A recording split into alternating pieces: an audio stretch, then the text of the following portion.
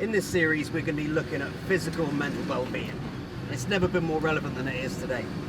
We're going to be speaking to some motivational people who inspire us, people who inspire us to do just a little bit more. We'll speak to subject matter experts, see how we can learn to be just a little bit healthier and just a little bit happier, not just for ourselves, but for people who depend on us.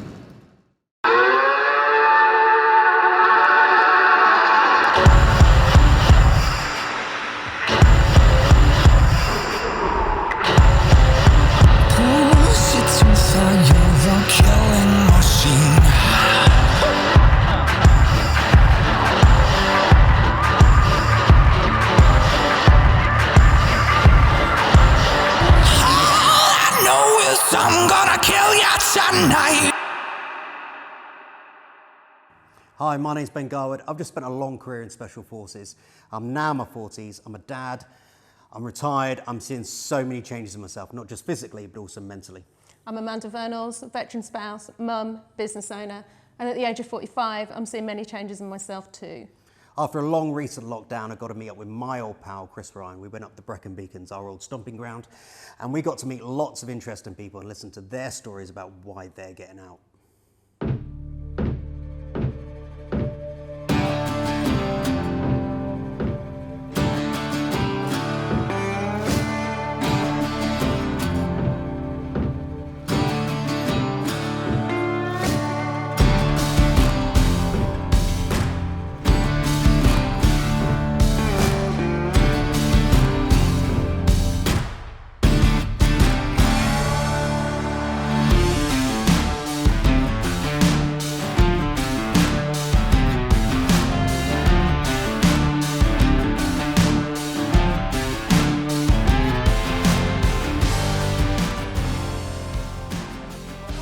Hi guys, well it's Saturday morning and we're at the top of Penny Fan, 886 metres. What I've noticed is every time somebody turns up they're very quiet and then you get this sense of achievement and everybody's talking. It's absolutely brilliant. And this is what we've been talking about, the sense of achievement, which is very important. I mean, both us, we've been up here hundreds of times and it brought a smile to our face as soon as we got up here. Ben, what do you think? Well, there weren't many smiles on my face as I was coming up Jacob's ladder. However, if you have a look around, there's people of all ages, all levels of fitness are enjoying this. This is an achievable feat getting up here. But as Colin said, once you're up here, it's a massive sense of achievement regardless of your standard, whatever level of fitness you're at. The main thing is just getting up, getting out and doing something. And remember, it doesn't have to be Penny Fan, it can be a local park, it can be a local field. Just get out there and get some walking in. Yeah, how we live now is like brand new, isn't it?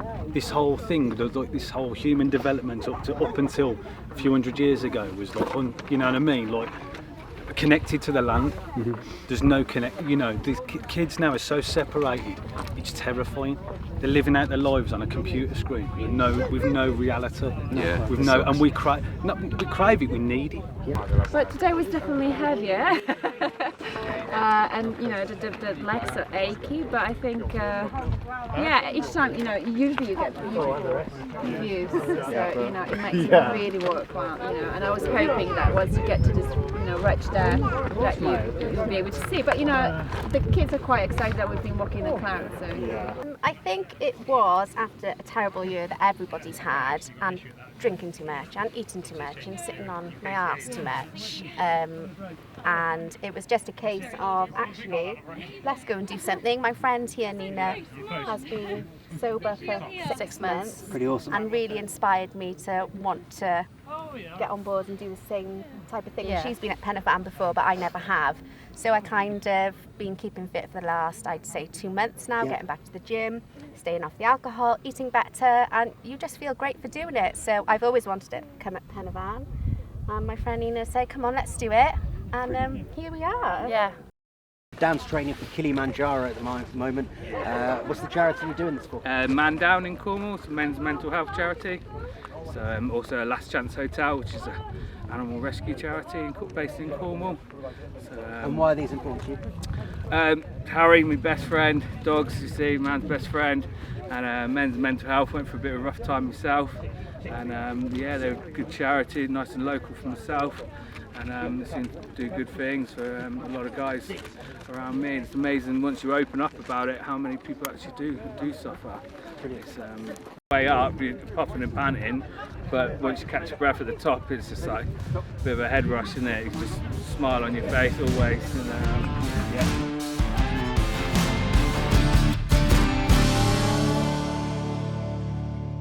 Looks like you had a great time and just shows we've all got our own story. Yeah, absolutely. With the national parks right on our doorstep, they're free. There really is no excuse not to get out more.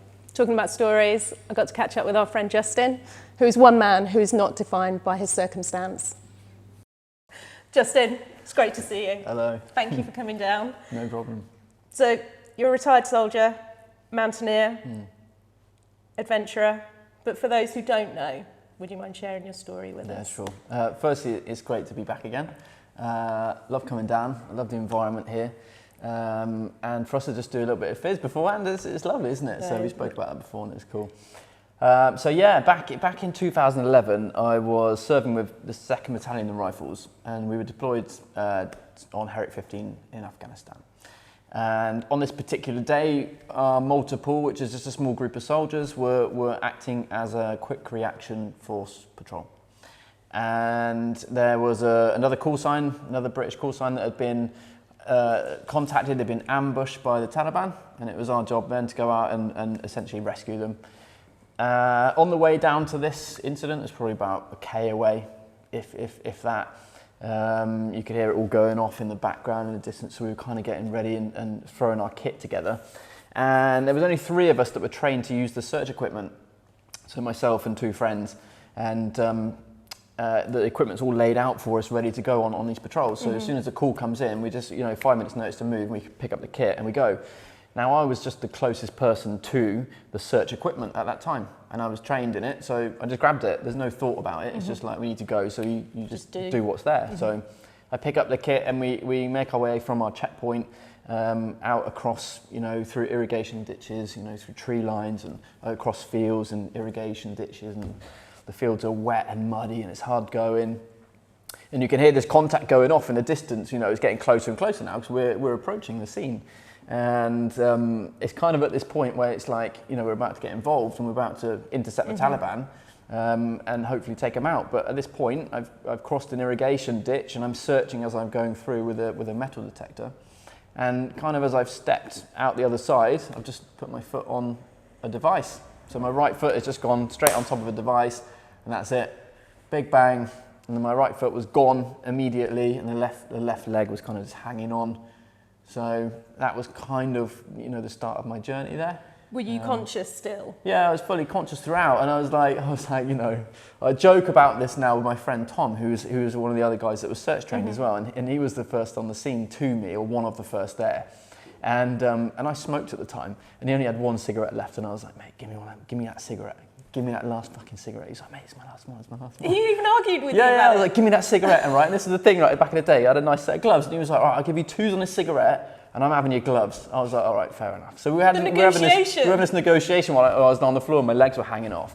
And it's probably just to keep me going as well, to keep me alert, keep me alive, keep me with it. So that was that, and I was on the ground for about 25 minutes, getting patched up, tourniquets on, etc. And the MERT then comes in and rescues me, and the blokes chuck me on the back, and off I go. And then I wake up in the QE in the UK. So like 18 hours later, and I've got no leg. So yeah, that's where the journey begins. So how did you overcome the frustrations you must have felt and had to accept? It's a long kind of process, and I think that you're still going through it now, to be honest, even nearly 10 years down the line. So there's frustrations daily, wearing prosthetics. It's a piece of hard material and a piece of kind of machinery and componentry attached to your body, and you've got to actually work with them rather than them working with you.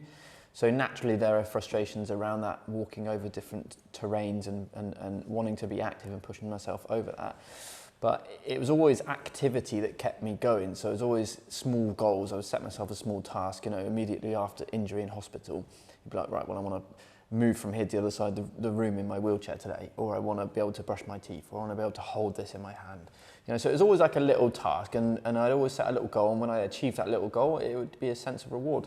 So it went from smaller goals up to the larger goals, and eventually climbing mountains and such. So that's incredible. But like you said, from just being able to move across the room to then up a mountain. Yeah, I mean, it was a small goal of being able to step, you know, taking 1 or 2 or 3 steps. And then it was like later on, my goals, you know, as I became more active, my goals became larger and more ambitious. So then it became, you know, I was able to look forward and be like, wow, you know, I could actually go and do something like that now. I could go and climb a mountain, or I could go and row across this body of water, or I could maybe go and run something, you know. So the great outdoors, I know, is a real passion of yours, and you've set yourself some pretty incredible challenges. Tell us a bit more. Yeah, so I mean, like, I've had a number of surgeries, and I've had to overcome them each time. So, and that's a real psychological kind of challenge as it is. So, when I kind of got through my last major surgery, I was like, wow, this has been, you know, the last sort of 6, 7, 8 years at that point have been quite psychologically challenging. So I was like, well, I need a physical challenge, you know, a real proper physical challenge where I can test my body and my mind together. And that's when I kind of looked towards the mountains then. So yeah, went and did Mont Blanc, and then also Kilimanjaro. And then now I'm looking to go, you know, my longer term goal is to do the 7 summits. But before that, I'm going to be doing regular sort of climbs in the Alps and various different places, maybe Russia, and next year go and do the Matterhorn, which will be quite exciting. That is amazing. Yeah, it's going to be great. You and? Myself and Harry Buddha Magar. So we both did Mont Blanc together, and also Kilimanjaro. So we're going to look to do, you know, the bigger mountains together as well. Incredible. And yeah, it's great. And HST are going to be guiding us. So and with the help of other organisations such as HR4K, we'll all be in it together, which will be, you know. Well, you know, you've always got our support here. We appreciate doors it. Always open, Yeah. and we're always excited to hear what your next ambition is, and for us all to be able to get on board and support such fantastic causes. Yeah, thank you very much. Thank you, as always. Cheers. So cool to see you again. Pleasure. So as we said, we're going to introduce subject matter experts within the fields of nutrition, physiotherapy and psychology. And for the first episode, we've got my old pal and military physio, Dale Walker. Because of Dale, I got to enjoy a long career in Special Forces and all the things that I love to do as well. So here's Dale Walker from Bulletproof Bodies. So back in 2009, I was injured on a UKSF selection. I fell off a 55-foot storey building after I came away from my abseil line, and I landed on my femur. I've ended up putting my femur through my leg, severing my patellar tendon. I had a non-union fracture in my right ankle, which ended up resulting in multiple operations, a lot of metalwork going into my leg, and now my right leg is an inch shorter than my left, and I've got a limited range. I went through the system. This is back in 2009, where majority of the injuries that were going through from Afghanistan by our British servicemen and women were going through Headley Court and Selly Oak. I was very well looked after based on the high level of professionalism of our medical teams and staff, and my recovery, thanks to Dale here, I made a brilliant recovery, and by the end of it I was back on operations and back doing what I joined to do. So as an introduction, I'd like you to meet Dale. So Dale was my physio when I joined the regiment, and he ended up looking after me, and thanks to Dale I had a full and long career. Cheers Dale, thanks for coming up today, mate. Obviously we've got a lot of history, from basically me boring you and you giving me some gnaws, and obviously we had a bit of banter. Your background as ex-bootneck and myself as power edge, so it was a really good banter, and obviously that relationship formed well. But yeah, you used your experience within the group, obviously, and you identified the injuries I had and was able to get me back on recovery. That was awesome. Yeah, well, thank you for that. I was lucky in the sense that I'd already come from Headley Court, where we'd seen so much polytrauma from Iraq and Afghanistan. We kind of knew how to do the rehab. We were seeing, you know, triple amputees. We were seeing people with gunshot wounds. IED survivors. It was a huge amount of things that I will probably never see in my life again. Massive privilege to be part of that amazing medical team at Headley Court, now Stamford Hall. You know, I was beginning my physio career, and what a place to start. So the good thing is, because I had all this training by all these people that are, you know, looked after, Simon Weston from the Falklands, they were still there with all that corporate knowledge, and they just upskilled me massively, far ahead of what I'd have learned in the NHS. So right place, right time, and then obviously got to do your rehab, which was, you know, it was potentially a career-ending injury. Yeah, absolutely. And that was the great thing about the military, is that it's the mindset the military personnel have. You're an exemplar of that, in the sense of that there was no way that was going to be the end for you. You wanted to get back not only to walking, which was the start, to running, to tabbing, to, you know, jumping out of helicopters and planes and doing whatever, doing the job that you love. And, you know, half the battle is, does the patient want to get better? Exactly. You know, are they still in that victim mindset? And I can completely understand being in a victim mindset, but you can't get better if you're in the victim mindset. You have to go through not just surviving, but thriving and be proactive and say, no, I'm going to win the battle in my head every day. You know, situation isn't great at the moment, but small wins, small goals, achieve them, and over, you know, a period of a year, we took you from being hardly able to walk to almost fully functioning. Yeah, I was back on UK CT stuff, and yeah, well, thanks to you and the likes of John Kendrew, Ian Sargent, I was able to have a great career.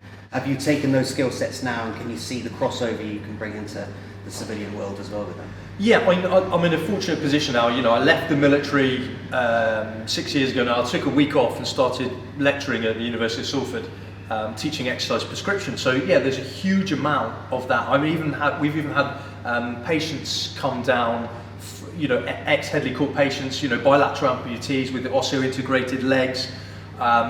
One guy's the Welsh powerlifting champion for bench press. So, you know, you got to see the darkest of times and also the brightest of lights. So you as I've transferred that, you know, to the NHS or my private practice, which is Bulletproof Bodies, we tend to work in high-level athletes. When I worked at the Manchester Institute of Health and Performance, so, you know, CrossFit athletes, also Paralympic athletes, that kind of nice crossover between the two. But I also do some polytrauma as well, some private work, because these lessons that we learned at Headley Court should never be forgotten. So every episode we're going to ask a subject matter expert, in this case Dale, to give us a top tip to take away and for guys and girls to try and give us some feedback. Obviously we've been locked down, a lot of us have been on the computer, on the laptop, in kind of this position over long periods of time. And you see what happens is that my scapula, my shoulder blades have rolled forward and my thoracic spine has flexed slightly.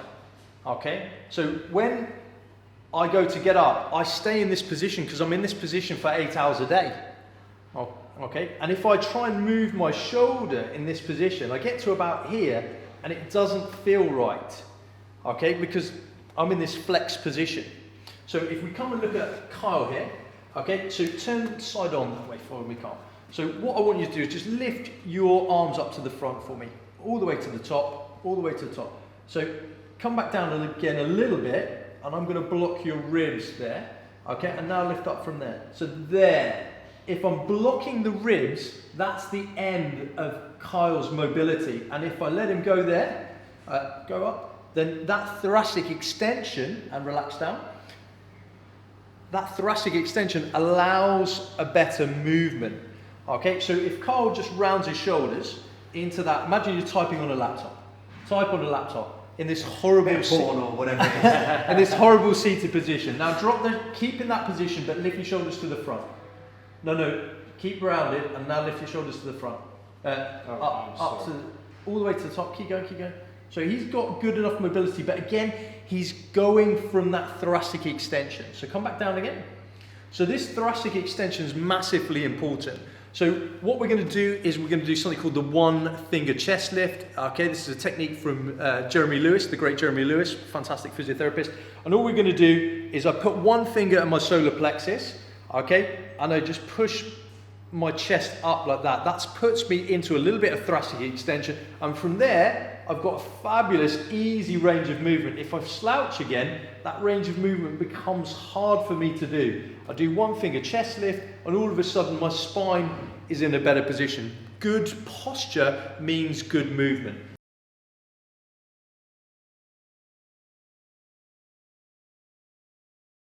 Music is in our DNA, and as human beings it evokes emotion and memory.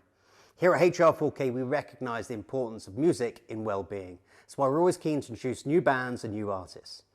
First up, the phenomenal Zeb. If I had sunshine, I'd put it in the jar. That way I'd take care, no, me around far. If I had me a charm, oh, you hear them sing. He can bring sunshine on a rainy day.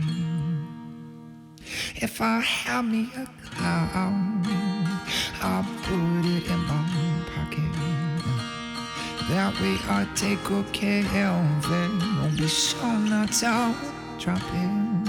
If I had me a pocket, oh, you hear them sing. You can bring shelter on a sunny day. Easy come, easy go, that's the way I like it so. Be it rain or be it snow, be it sun and nobody knows. Easy come and easy go, that's the way I like it so. Be it rain or be it snow, be it sun and nobody knows. If I had a little rain, I'll put it in my shoe. That way I'll dance on that long won't you see out? If I'm having a shoe, oh, you hear them sing. You'll be dancing in the rain, oh, every day. Yeah, he'll be dancing in the rain, oh, every day. Easy come and easy go, that's the way I like it so. Be it rain or be it snow, be it sun, nobody knows. Easy come and easy go, that's the way I like it so. Be it rain or be it snow, be it sun, nobody knows. Don't count on nothing, don't rely on me. In this world you create your own happiness. In this world, it's what you want it to be. Easy come and easy go, that's the way I like it so. Be it rain or be it snow, be it sun and nobody knows. Easy come and easy go, that's the way I like it so. Be it rain or be it snow, be it sun and nobody knows. Just take it day by day by day by day.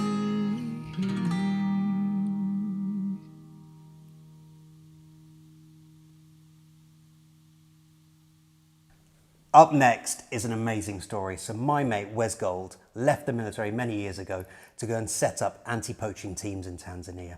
Not only has he revolutionised the way they do training in the African bush, he's also set up the first CrossFit box in the middle of the Tanzanian bush called CrossFit Faru.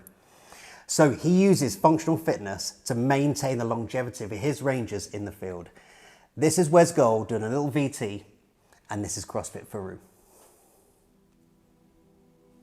I'm Wesley Gold and I'm the anti-poaching manager for the Grimetti Fund. The Grimetti Fund is a conservation organisation based in the western corridor of the Serengeti ecosystem in Tanzania, East Africa. The Grimetti Fund conserves 350,000 acres in partnership with our government partners, Tanzanian Wildlife Management Authority, or TAWA. I was brought to the Grimetti Fund in 2016 to organise the anti-poaching side of it in a more military fashion. I have a 10-year military background in the British military, and my 10 years was spent involved in counterinsurgency operations like everyone else. And I found that there are a number of similarities between a counterinsurgency operation and an anti-poaching operation, namely in a military sense, the importance of winning over the hearts and minds. And in conservation, we call that community outreach. And it's extremely important to help the communities outside of these protected areas, and extremely important to bring them along and try and involve them in the importance of protecting them. So that's one similarity. The other one is the need for intelligence, the need to know what's going on, because it's not a linear setup here like a traditional type of battlefield. It's all around, and that's the third similarity to counterinsurgency, is that the battlefield is all around you, and really the only way of knowing how to conduct operations is to have a good intelligence base. So those are the three big similarities for me. We have been very successful here. We've translocated a number of rhinoceros from South Africa and from zoos around the world, and we have improved the level of protection so much so that we can now take care of these endangered species. In the interests of trying to be maneuverist, we've really split the anti-poaching corps into a number of different sub-departments or teams. We have our intelligence team where we operate together with the Tanzanian government.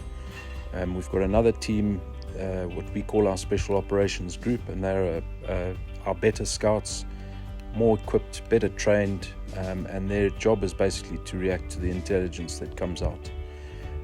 We've also got a mobile patrol unit. We designed trailers which can house and feed a scout team for up to 2 weeks, and they are placed throughout the reserve completely randomly, but also using the intelligence as a sort of guide. Where are the hotspots? Where the critically endangered animals that are going to places that are hotspots, and we can deploy these teams wherever we want in cover of darkness, so that it's a fairly clandestine operation. One team of that MPU is based off motorbikes, so their mobility and range has been increased, and we found this to be a huge success. And then we've got our high visibility routine patrolling based out of a number of camps, and they basically are just, I suppose, the eyes and ears, and to create a visual impact so that people know that the ground is being dominated. And then we've got observation posts. We have 6 observation posts dotted around the high ground, and we keep a constant watch over the areas around these observation posts 24/7. We have decided to go with CrossFit as our fitness regime. CrossFit's something that I've always been fairly passionate about. I know it probably doesn't look like it, but I've always enjoyed CrossFit as a personal form of fitness. And the reason is because of it's very intense. It doesn't just focus on one type of fitness. So you can do a CrossFit workout and build strength, muscle endurance, and cardiovascular all in one workout. So you get a much better all-round fitness once, you know, through doing CrossFit, and so we've adopted that. We've been doing it for about 3 years now, but we were very fortunate enough through the co-founder of our box, CrossFit, Faru, that she was able to try and get us an affiliate for free from CrossFit. Let's not say for free, let's say CrossFit donated us an affiliate, something that we're really grateful for. And this actually speaks to another part of CrossFit that we really, really like, and that's the community side of it. And we've said it a few times, but CrossFit have essentially supported conservation and anti-poaching in the best way they know how, and that is to concentrate on their fitness. So we've adopted CrossFit. We've got our box is called CrossFit Faru, which is Faru is Swahili for rhino, and it's been going very well. So it just feels like the whole community of CrossFit has come around to help us in our effort to conserve this beautiful place, and we're eternally grateful. To support the Grimedi Fund, or to support the Game Scouts, if you follow us on CrossFit, on Instagram, or look up our website, there's the CrossFit Faru website, there's the Grimedi Fund website, grimedifund.org. You will find a click button that you can help to donate, and then in your comments just put that you're supporting CrossFit Faru or supporting the Game Scouts or the anti-poaching, and that will get channeled through. So thank you very much for the opportunity to take part in this.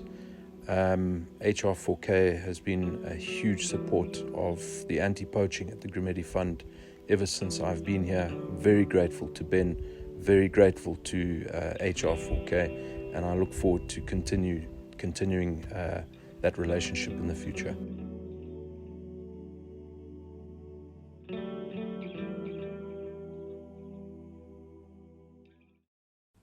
Each episode, we're inviting a community group to take part in our 3-minute challenge. First up, we've got the boys and girls from over at Blueprint Worcester, who do so much together as part of a community in and out of the gym.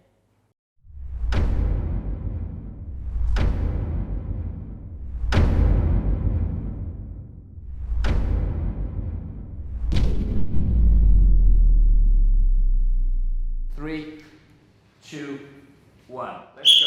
Let me tell you a story.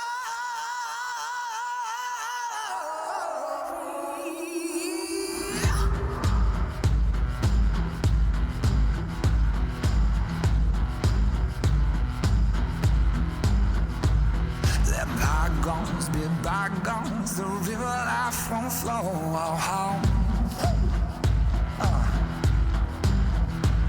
There's plenty more fish and the swan has so home.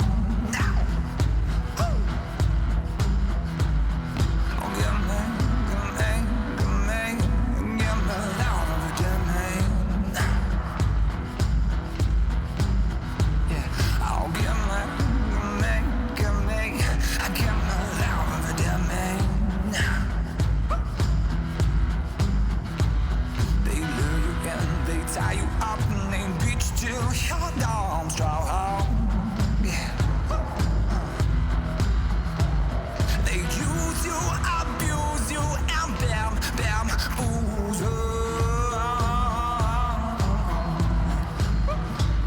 Oh, give me love of the dead man. Oh, give me.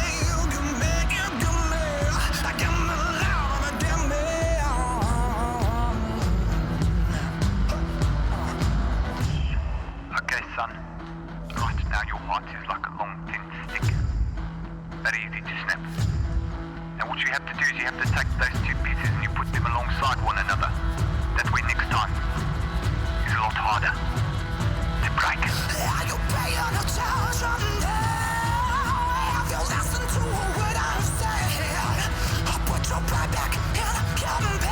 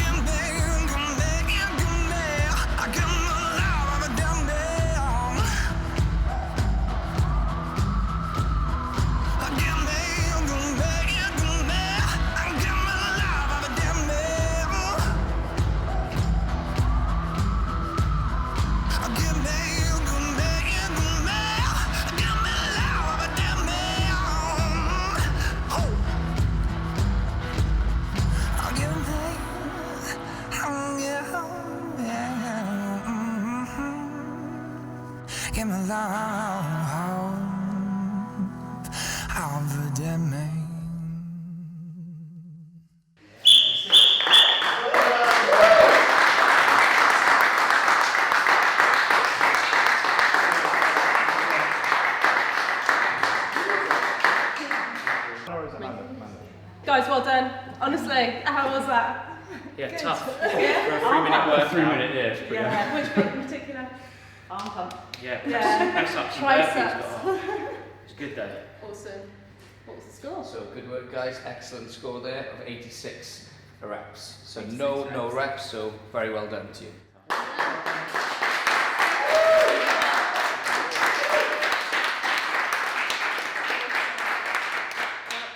Thank you. The bar is now set, and we look forward to welcoming our next team next time.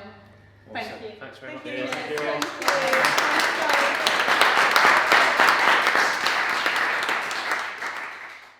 Hey, thanks guys for watching. It's been fun. Yeah, absolutely. Look, we're not trying to change the world here. We're trying to make small changes just to make ourselves a little bit healthier and a little bit happier. Keeping up with life.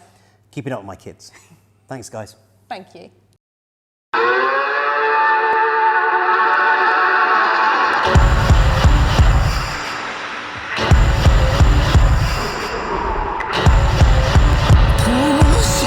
You're a killing machine.